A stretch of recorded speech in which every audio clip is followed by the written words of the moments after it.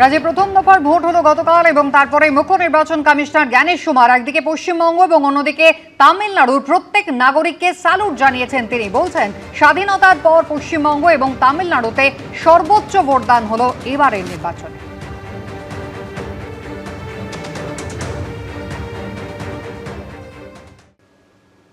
একশো 52টি আসনে প্রথম দফার ভোট শেষ। এবার শুরু হলো ফলাফলের হিসেব নিকেশ। বৃহস্পতিবার ভোট যখন মধ্য গগনে, তখনই শুভেন্দু অধিকারী বললেন 152 আসনের মধ্যে ন্যূনতম 125টি আসন পাবে বিজেপি। কুণাল ঘোষ আবার বলছেন 152টির মধ্যে 132 থেকে 135টিতে তৃণমূল জিতবে। 125 ন্যূনতম মিলিয়ন রেকর্ড করে রাখুন, 4 তারিখে দুপুরে দিন। 152টার মধ্যে 132 থেকে 135টা তৃণমূল জিতছে।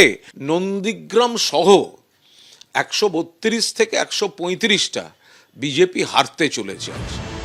প্রথম দফার ভোট শেষ, এখন থেকে হিসেব কষা শুরু যে 152টি আসনে ভোট হলো তার মধ্যে কে কটি পাবে। भारतीय जनता पार्टी की पूर्ण बहुमत की सरकार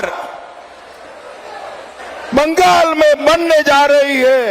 কতগুলো আসন? 230।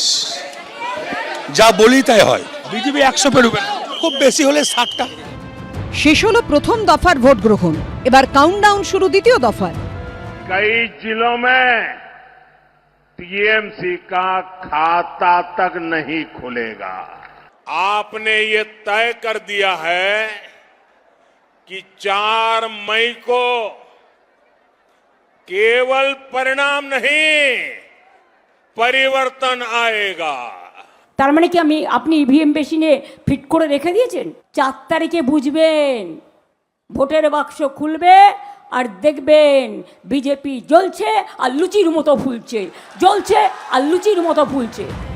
গণতন্ত্রে নেতা নেত্রী নন, শেষ কথা বলে গণদেবতা, সাধারণ মানুষ, ভোটার। তাঁদের মতামত জানা যাবে 4 মে। আশাবুল হোসেন ও সুমন ঘরাইয়ের রিপোর্ট, এবিপি আনন্দ।